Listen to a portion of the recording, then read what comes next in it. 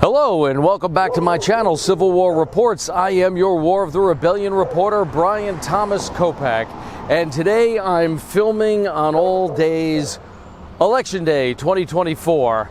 It's going to be an interesting election. I don't know if I'm going to get this posted before the day is out, but it's historic because either we are going to do something in this country we haven't done since 1892, which is elect a person to their second non-consecutive term. First time that has happened or could be the first time it's happened in U.S. history since Grover Cleveland was elected to his second non-consecutive term in 1892. Or we are going to elect our first female president. At the time of this filming, it's anybody's guess. This election is too close to call. But gotta wait and see. All right, so for today's episode, starts off in Cashtown. Not only did I have to come down to Cashtown to vote, but I'm going to answer a question from a viewer that was posted 2 episodes ago, my episode on the Gettysburg noontime lull. Viewer asked the question, why did General Lee choose the Cashtown area or the Gettysburg area to reunite his army on June 28th? I'm going to answer that question today. Also, I'm going to answer a question that I posed to myself probably back in 1998 or so. I guess I'm not much different than most people.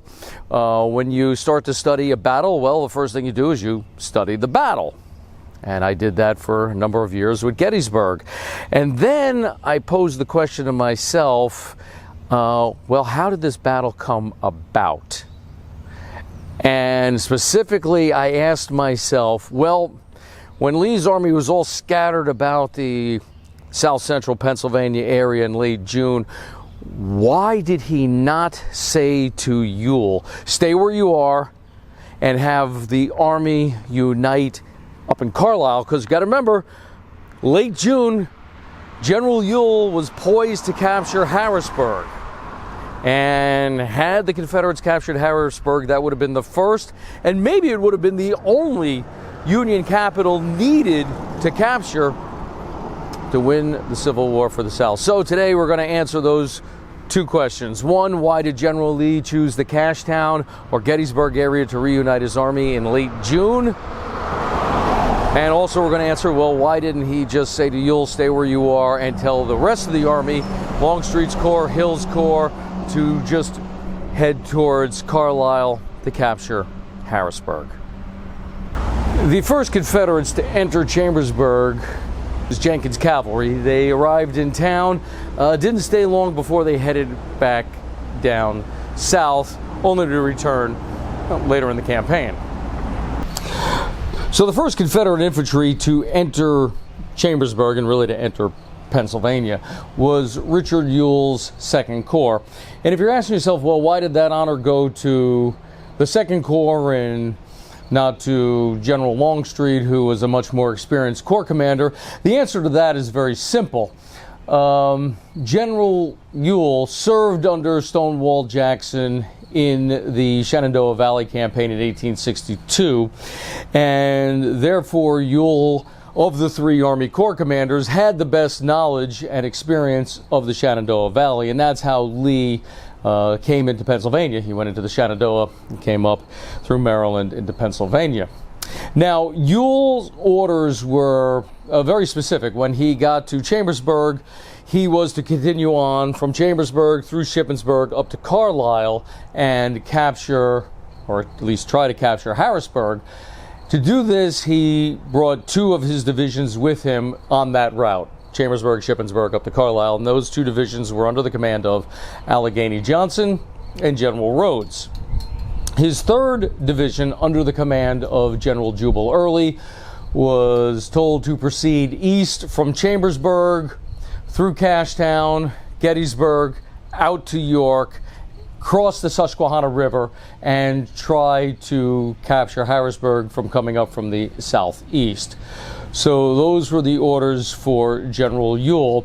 And I have to say, the first part of the Gettysburg campaign went very well for the 2nd Corps. Ewell made a lot of good decisions. However, things are not going to go so well for Ewell in the second and more critical part of the Gettysburg campaign, that being the Battle of Gettysburg. When Ewell gets the orders to concentrate in the Cashtown or Gettysburg area, well, that's where the mistakes start to happen. Messerschmitt's Woods, name of grove selected by General Robert E. Lee for his headquarters June 26th through June 30th, 1863. Here he issued the order for the concentration of troops near Gettysburg. Site of Woods is just south of this point. Okay, where are we? We are in Chambersburg. And we're right along Route 30, modern day Route 30. Okay, off in the distance there is the Chambersburg Hospital.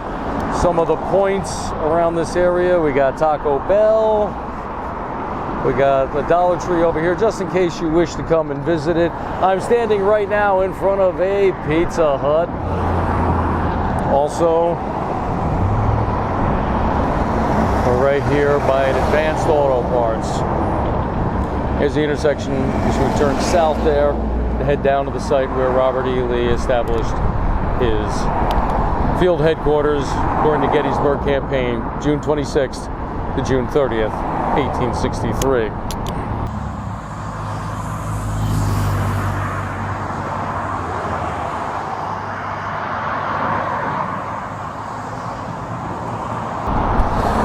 In a previous episode, I talked about the importance of June 28th. But as you can see by the sign, General Robert E. Lee reaches Chambersburg on June 26th. And that's where I'm at now. I'm in Chambersburg. I am west of South Mountain, which is where the Cashtown Gap is. And I am currently just east of the city of Chambersburg. I am in what is known as the Cumberland Valley. And this was very important to Robert E. Lee. And I'll talk about that in a few moments. But it's here into the Chambersburg area on June 28th that Robert E. Lee receives word that the Army of the Potomac has crossed its namesake river. Now, that should not have surprised Lee at all, because his intention from the beginning was to draw the Army of the Potomac out of Virginia to basically take pressure off the Virginia farmers, allow them time to harvest their crops. So the fact that the Army of the Potomac is across its namesake river should not have surprised Lee at all. However, what was disturbing to Robert E. Lee was the fact that he heard this information not from his chief of cavalry, General Jeb Stuart, but rather from an actor, Henry T. Harrison. He was hired by Longstreet before the campaign to basically scout around.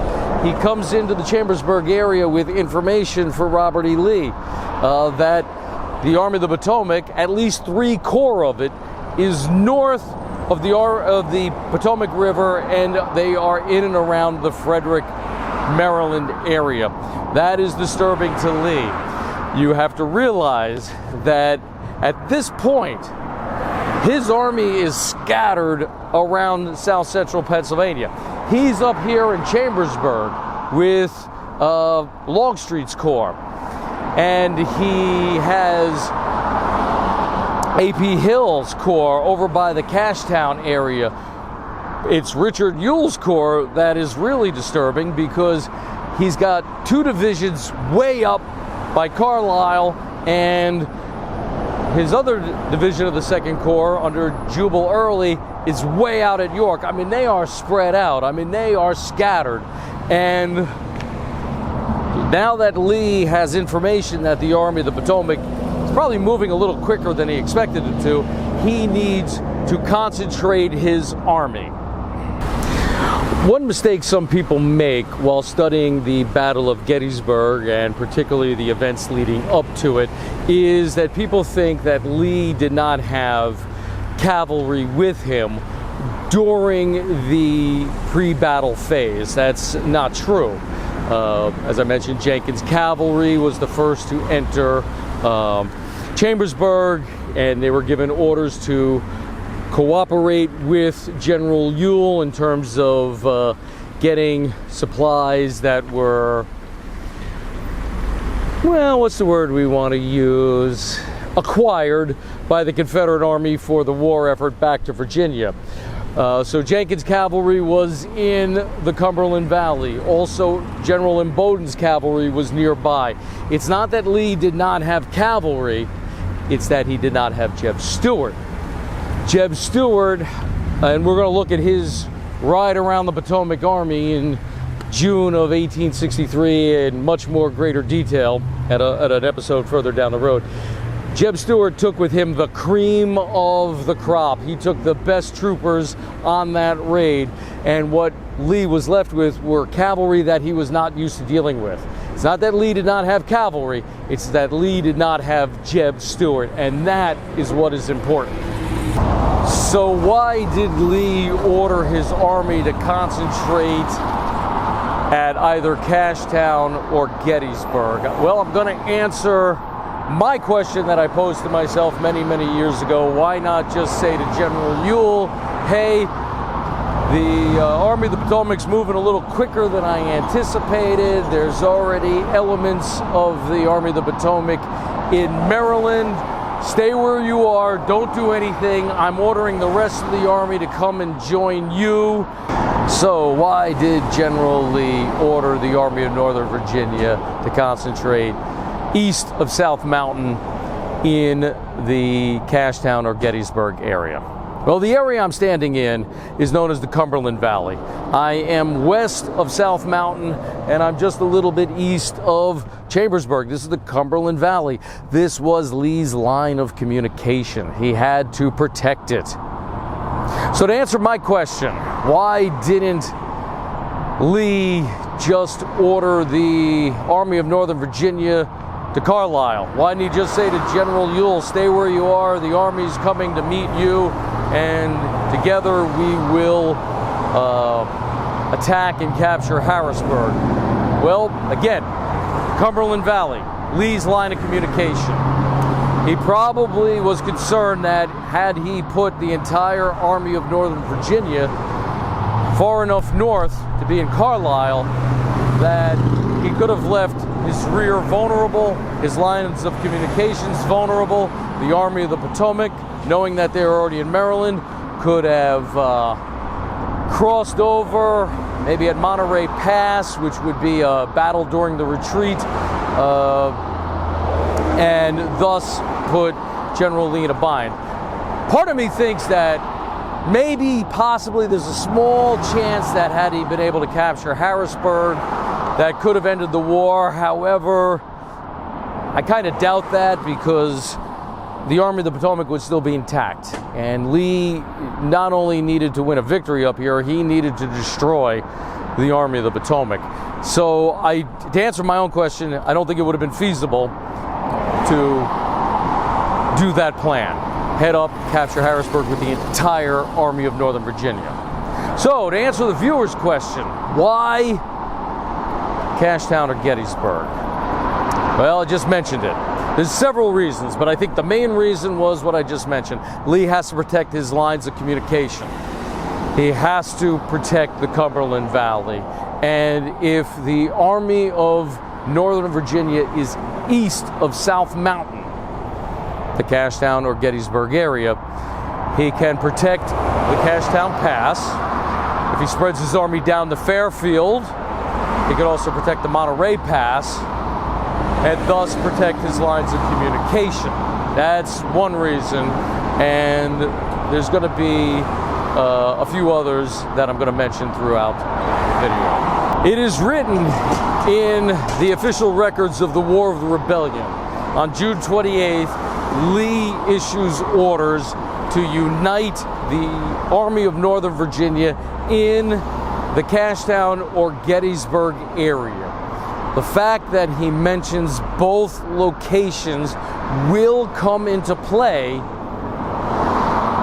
on on July 1st. That order will reach General Ewell in Carlisle on June 29th. Okay, so let's take a look at what's going on after June 28th. Lee, on June 28th, issues his orders to concentrate either in the Cashtown or Gettysburg area. All right. Richard Ewell receives those orders up in Carlisle on June 29th. Now, according to Ewell and General Rhodes, they had already had a plan worked out to capture Harrisburg. Unfortunately, if that is a true statement, that information has been lost to history, as no documentation has ever been found as to what that plan actually was. But Ewell sets his army in motion. Now, Ewell is going to make the first of many blunders during the Gettysburg campaign. He starts his army on the move on June 30th, but he only sends General Rhodes's division down the main road leading from Carlisle to Gettysburg. The other division under Allegheny Johnson is going to backtrack the way it came, meaning it's going to go from Carlisle to Shippensburg, and thus put it in the Cumberland Valley, not put it east of the Cumberland Valley. As for his other division under General Early, they will start the march also from the York area back towards the Gettysburg area, taking a different route than the way they came, most likely to gather even more supplies. So that's what General Ewell is going to do.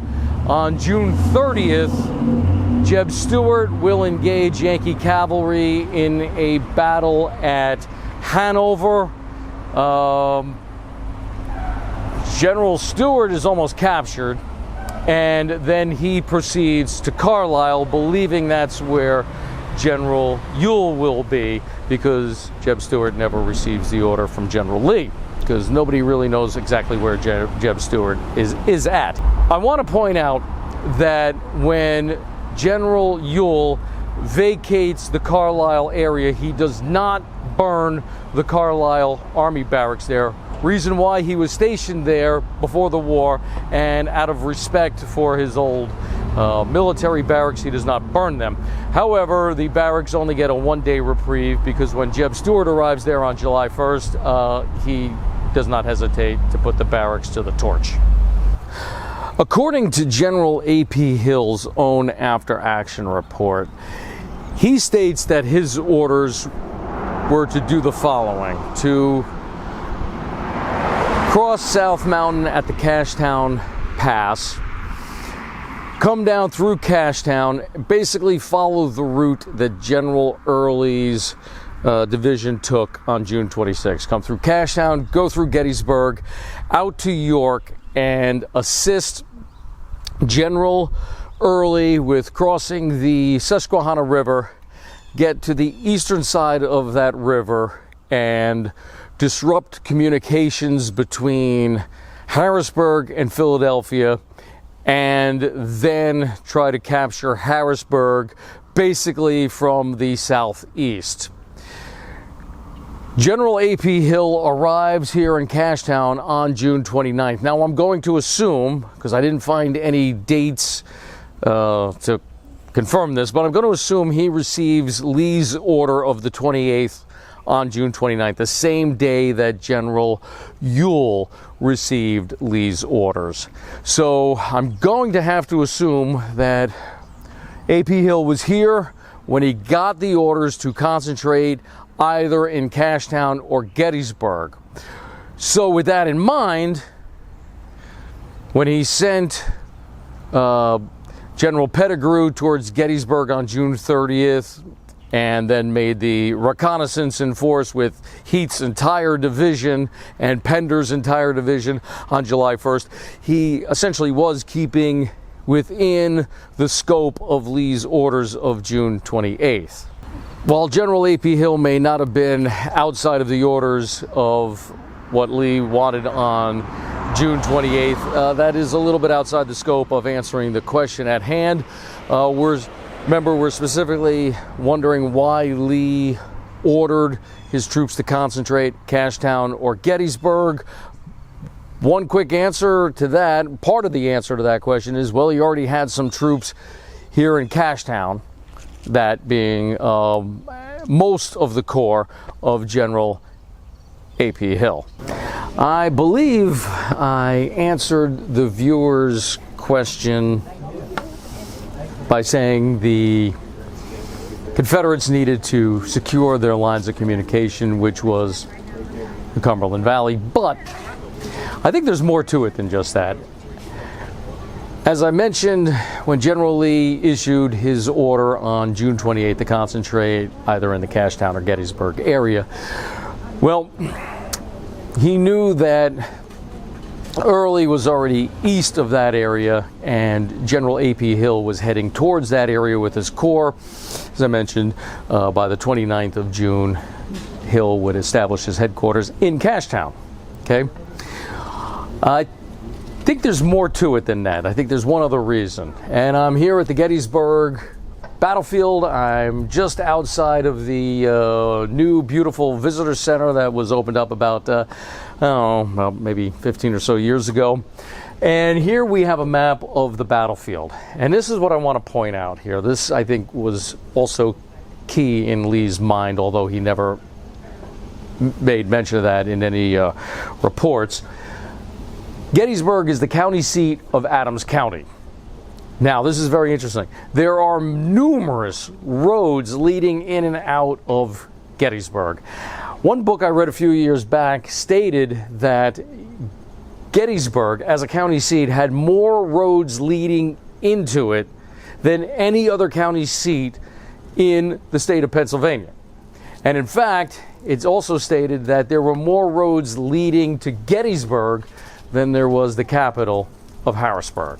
So let's just take a look at this here. Without even Lee knowing about the valuable high ground such as Cemetery Hill or Little Round Top, he could just look at a map and see, okay, coming in from the west, this is where the Confederates would have been heading in from. Here is the Chambersburg Pike, which leads into what was called at the time the Diamond. Now it's called the Town Square, but at the time of the battle, it was called the Diamond. That's coming in from the west. Coming in from the east, York Road leads you right into the Diamond. Baltimore Pike, coming up from the south, leads straight into the Diamond. And from the north, where Richard Ewell's 2nd Corps was, here comes the Carlisle Pike. So, I don't know why Ewell, getting the orders to concentrate in Cashtown or Gettysburg, sent Allegheny Johnson's troops back the way they came through Shippensburg. That was a big mistake. Okay, so you got these 4 roads that lead straight to the Diamond, but let's look at some of the other roads that connect. Okay, we have the old Harrisburg Road here that connects to Carlisle, then into the Diamond. We have the Hanover Road, which connects with York Road, then leads into the Diamond.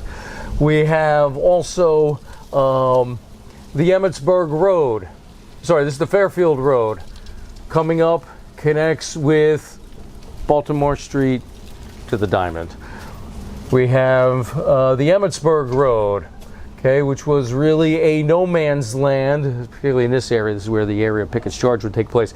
That connects also with Baltimore Street up to the Diamond. The Taneytown Road connects with the Emmitsburg Road, then over to Baltimore up to the Diamond. Can't forget Mummersburg Road. Comes down, connects with the Carlisle Road and into the Diamond. We've got about 9-10 roads that lead right into Gettysburg. I think that was also a factor. So if we had to break this down, I would say, why did General Lee choose the Cashtown or Gettysburg area? One main reason: secure his lines of communications, make sure they remained open. 2, he had a bulk of his army already in and around that area. And also, I think we cannot overlook all of these main roads leading towards Gettysburg, make it very easy for his army to converge. I hope that answers the question. So, for Civil War Reports, I am your War of the Rebellion reporter, Brian Thomas Kopak. If you have any questions that you want to ask, please leave them. I'll try to answer them in a future episode. Thank you very much for watching. And the sources I used to bring this episode to you were The Gettysburg Campaign, a study in command by Edwin B. Coddington. Gettysburg, a testing of courage by Noah Andre Trudeau. Gettysburg by Stephen W. Sears. Gettysburg, the First Day by Harry Fans, as well as General Lee's order of June 28th, found in the official records of the War of the Rebellion.